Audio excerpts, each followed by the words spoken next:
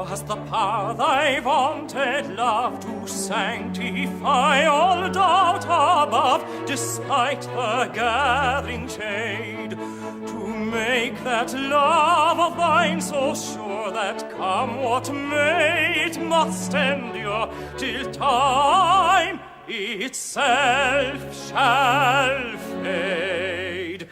Thy love is but a flower that fades within the hour. If such thy love, oh shame, call it by other name.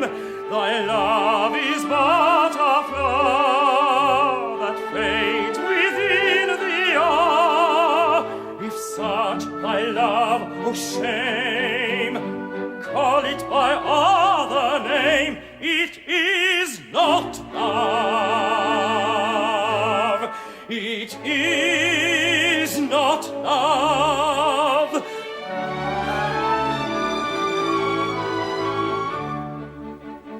Thine is the power and thine alone to place me on so proud a throne that kings might envy me. A priceless throne of love untold, more rare than Orient pen and gold. But no, no, thou wouldst be free. Such love is like the ray that dies within the day. If such thy love, oh shame, call it by other name. Such love is like the ray that dies within the day. If such thy love, oh shame, call it by other name, it is not love. It is not love.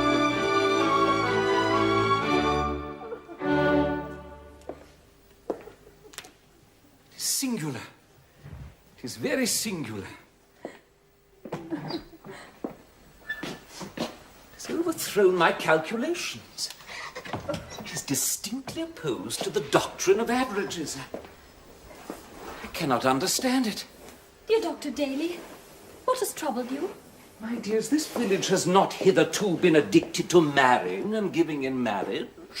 Hitherto the youths of this village have not been enterprising, and the young maidens have been distinctly coy. Judge then of my surprise when I tell you that the whole village came to me just now in a body and implored me to join them in matrimony with as little delay as possible. Even your excellent father has hinted to me that before long it is not unlikely that he too will change his condition. Oh, Alexis, do you hear that? Are you not delighted? Yes, I confess that a union between your mother and my father would be a happy circumstance indeed. My dear sir, the news you bring us is very gratifying.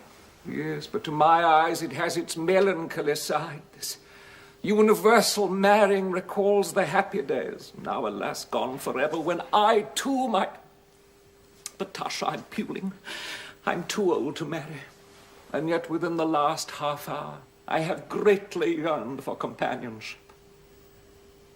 I never remarked it before, but the young maidens of this village are very comely. So likewise are the middle-aged. Also the elderly. All are comely, and all are engaged. Here comes your father.